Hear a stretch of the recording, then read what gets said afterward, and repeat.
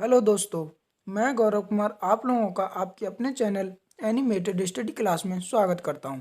मैं आप लोगों के लिए 13 जनवरी के जो करंट अफेयर के क्वेश्चन बन सकते थे वो लेकर आया हूं, जो आपके होने वाले exam like SSC, CHSL, CGL, RRB, NTPC, UPSI, DRDO, MTS आदि में पूछे जा सकते हैं। वीडियो शुरू करने से पहले मेरी आप लोगों से रिक्वेस्ट रहेगी कि वीडियो को लाइक व शेयर करें और चैनल को सब्सक्राइब करें, साथ ही बेल आइकन को प्रेस करें। मैंने इस वीडियो की पीडीएफ का लिंक नीचे डिस्क्रिप्शन में दे दिया है, आप वहां से इसकी पीडीएफ डाउनलोड कर लें। अगर आप मेरे टेलीग्राम ग्रुप से जुड़ना चाहते हैं तो मैंने टेलीग्राम का लिंक नीचे डिस्क्रिप्शन में दे दिया है, आप वहां से टेलीग्राम में जुड़ सकते हैं। तो चलिए आज का पहला क्वेश्चन देखते हैं। हाल ही में 12 जनवरी को राष्ट्रीय युवा संसद को किसने संबोधित किया? तो हमारे माननीय प्रधानमंत्री नरेंद्र मोदी जी ने 12 जनवरी को राष्ट्रीय युवा संसद को संबोधित किया।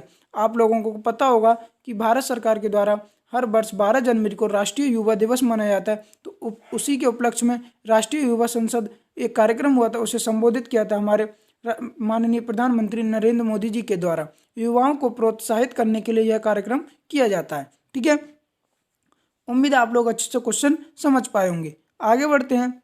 हाल ही में भारत ने चक्रवाती तूफान यासा से प्रभावित किस देश को राहत सामग्री पहुंचाई है? तो इसका आंसर है फिजी के लिए। किसने? एक फिजी देश है जिसमें एक तूफान आया था जिसका नाम था चक्रवात तूफान आया था, इसका नाम था यासा। इससे प्रभावित देश के लिए यानी कि फिजी के लिए राहत सामग्री पहुंचाई अपने देश भारत ने। अब फिजी के लिए पहुंचाई तो फिजी को मैप में देखते हैं।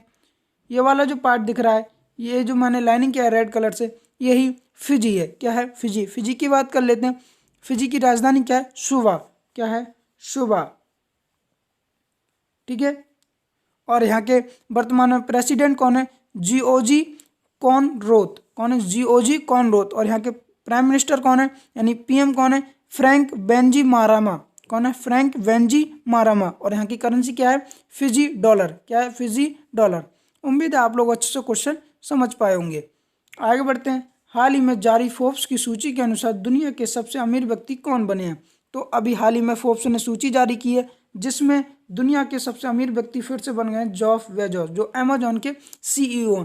आप लोगों को पता होगा कुछ दिनों पहले ब्लूमबर्ग ने अपनी एक सूची जारी की थी जिसमें एलन मस्क नंबर 1 पे आ गए थे, यानी दुनिया के सबसे अमीर व्यक्तियों में नंबर 1 हो गए थे। बट अभी हाल ही में जो फोर्ब्स है उसने सूची जारी की है तो उसमें जेफ बेजोस फिर से नंबर 1 हो गए हैं। ठीक है, अभी जो एलन मस्क थे उनकी जो पूरी वो राशि है उसमें लगभग 13.5 कितनी 13.5 बिलियन डॉलर की गिरावट देखने के कारण यह दूसरे नंबर पर पहुंच गए एलन मस्क। अब फिर से पहले नंबर पर आ गए जेफ बेजोस।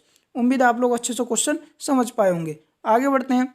हाल ही में निम्न में से किस देश ने चीन की कोरोवैक्स वैक्सीन को आपात स्थिति में इस्तेमाल की मंजूरी दे दी है? तो इसका आंसर है इंडोनेशिया ने चीन की जो कोरोवैक्स वैक्सीन है उसको आपात स्थिति में इस्तेमाल की मंजूरी दे दी है। अब इंडोनेशिया ने दी है तो इंडोनेशिया को मैप में देखते हैं। ये वाला जो मैंने पार्ट लाइनिंग किया है यही इंडोनेशिया है। क्या है? इंडोनेशिया है। इंडोनेशिया की बात कर लेते हैं। इसकी राजधानी क्या है? जकार्ता। क्या है? जकार्ता। और यहाँ के राष्ट्रपति कौन है? Joko Widodo. कौन है? Joko Widodo. और यहाँ की करेंसी क्या है? इंडोनेशियाई रुपया। क्या है? इंडोनेशियाई रुपया। आप लोगों को पता होगा इंडोनेशिया एकमात्र ऐसा पहला देश बना था जिसने जो कोरोना वैक्सीन थी उस पर लगे होने वाले जेलेटिन के कारण कोरोना वैक्सीन के लगाने की यानी कि उसका विरोध किया था। ठीक है, कोरोना वैक्सीन लगाने का विरोध किया था। बट अब इंडोनेशिया ने ही जो चीन की कोरोवैक्स वैक्सीन है उसे मंजूरी दे दिया। और इस कोरोवैक्स वैक्सीन के लिए चीन की किस कंपनी ने बनाया है? तो इसके लिए बनाया है साइनोवैक बायोटेक कंपनी लिमिटेड ने। किसने? साइनोवैक बायोटेक लिमिटेड कंपनी के द्वारा इसे बनाया गया है। ठीक है, उम्मीद है आप लोग अच्छे से क्वेश्चन समझ पाए होंगे। आगे बढ़ते हैं। हाल ही में सुप्रीम कोर्ट ने 3 कृषि कानूनों पर रोक लगा दी है। सुप्रीम कोर्ट के वर्तमान मुख्य न्यायाधीश कौन है? आप लोगों को पता होगा जो अभी वर्तमान में हमारे मुख्य न्यायाधीश है शरद अरविंद बोबडे। ठीक है, तो जो हमारी सुप्रीम कोर्ट ने उसने जो भारत सरकार के द्वारा 3 कृषि कानून बिल लाए गए थे उन पर रोक लगा दी है और उस पर जांच करने के लिए एक सुप्रीम कोर्ट ने एक समिति बनाई है जिसमें 4 लोगों की समिति बनाई है। वह 4 लोग कौन कौन है? तो सबसे पहले अशोक गुलाटी, डॉक्टर प्रमोद जोशी, भूपेंद्र सिंह मान और अनिल धनवट।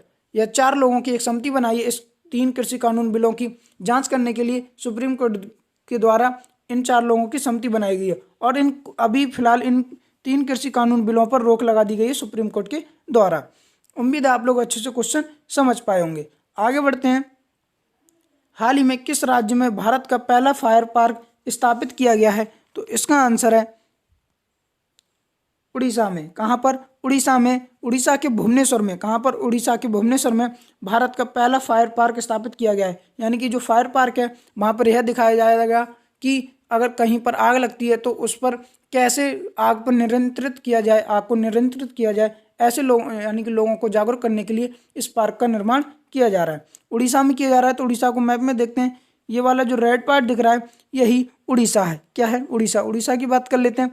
उड़ीसा की राजधानी क्या है? भुवनेश्वर। और यहाँ के वर्तमान में अभी सीएम कौन है? नवीन पटनायक। और गवर्नर कौन है? गणेशी लाल। कौन है? गणेशी लाल। उम्मीद है आप लोग अच्छे से क्वेश्चन समझ पाए होंगे। आगे बढ़ते हैं। हाल ही में किस राज्य सरकार ने कॉलेज के छात्रों के लिए 2 GB डेटा कार्ड देने की घोषणा की है? तो इसका आंसर है तमिलनाडु सरकार ने। किसने? तमिलनाडु सरकार ने जो सरकारी स्कूल के छात्र हैं उनके लिए per day 2 GB data card देने की, यानी पर डे 2 GB डेटा उन्हें मुफ्त में दिया जाएगा पढ़ने के लिए। तमिलनाडु सरकार ने ऐसी घोषणा की है। तमिलनाडु ने की है। तो तमिलनाडु को मैप में देखते हैं। ये वाला जो रेड पार्ट दिख रहा है जिसे मैंने लाइनिंग किया है यही तमिलनाडु है। तमिलनाडु की बात कर लेते हैं। यहाँ के वर्तमान में अभी सीएम कौन है? के पलानीस्वामी। कौन है? के पलानीस्वामी। और यहाँ के कैपिटल क्या है? चेन्नई। और यहाँ के गवर्नर कौन है? बनवारी लाल पुरोहित। उम्मीद है आप लोग अच्छे से क्वेश्चन समझ पाए होंगे। फिर आगे बढ़ते हैं। चलिए, हाल ही में आरबीआई ने किस बैंक का लाइसेंस रद्द कर दिया है? तो इसका आंसर है आरबीआई ने बसंत दादा नगरी सहकारी बैंक क्या बसंत दादा नगरी सहकारी बैंक का लाइसेंस रद्द कर दिया आरबीआई ने। ठीक है, आरबीआई ने किया है। तो आरबीआई की बात कर लेते हैं। आरबीआई की स्थापना कब हुई थी? तो सबसे पहले आरबीआई की स्थापना की बात करते हैं। आरबीआई की स्थापना 1 अप्रैल 1935 को। कब? 1 अप्रैल 1935 के लिए इसकी स्थापना हुई थी। ठीक है, और इसका हेडक्वार्टर कहाँ पर है? मुंबई में। और यहाँ के अभी वर्तमान में गवर्नर कौन है? यानी कि आरबीआई के गवर्नर कौन है? शक्तिकांत दास। कौन है? शक्तिकांत दास। और यह कौन से नंबर के हैं? तो यह 25वें नंबर के हैं। कौन से? 25वें नंबर के हैं। क्योंकि आप लोगों से बहुत ही ज़्यादा पूछ लिया जाता है जो वर्तमान में अभी आरबीआई के गवर्नर हैं कौन से नंबर के हैं? तो यह 25वें नंबर के हैं। आप लोगों को याद रखना चाहिए। और इसी ने अभी एक महाराष्ट्र की बैंक है, सहकारी बैंक है, जिसका नाम है बसंत दादा नगरी बैंक, उसको प्रतिबंधित यानी कि उसका लाइसेंस प्रतिबंधित लाइसेंस रद्द कर दिया। उम्मीद आप लोग अच्छे से क्वेश्चन समझ पाए होंगे। आगे बढ़ते हैं। हाल ही में उत्तर प्रदेश सरकार ने किस केंद्र से आरोग्य मेला का उद्घाटन किया है?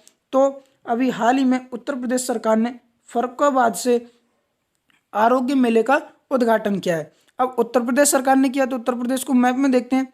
ये वाला जो रेड पार्ट दिख रहा है यही उत्तर प्रदेश है। उत्तर प्रदेश की बात कर लेते हैं। उत्तर प्रदेश की राजधानी क्या है? लखनऊ। और लखनऊ किस नदी के किनारे बसा हुआ है? तो लखनऊ गोमती नदी के किनारे बसा हुआ है। और यहाँ के अभी वर्तमान में सीएम कौन है? योगी आदित्यनाथ। और यहाँ के गवर्नर कौन है? आनंदीबेन पटेल यहाँ की वर्तमान में गवर्नर है। वह आनंदी पटेल उत्तर प्रदेश की तो गवर्नर है ही है, साथ में एक दूसरे राज्य की भी गवर्नर हैं। वह किस राज्य की हैं? तो वह मध्य प्रदेश राज्य की भी गवर्नर हैं। उम्मीद है आप लोग अच्छे से क्वेश्चन समझ पाए होंगे। आगे बढ़ते हैं। हाल ही में किस पूर्वी राज्य में चेरी ब्लॉसम माओ फेस्टिवल आयोजित किया गया है? तो इसका आंसर है मणिपुर में। किसमें? मणिपुर में इस चेरी ब्लॉसम माओ फेस्टिवल का आयोजन किया गया है। मणिपुर में किया गया है। तो मणिपुर को मैप में देखते हैं।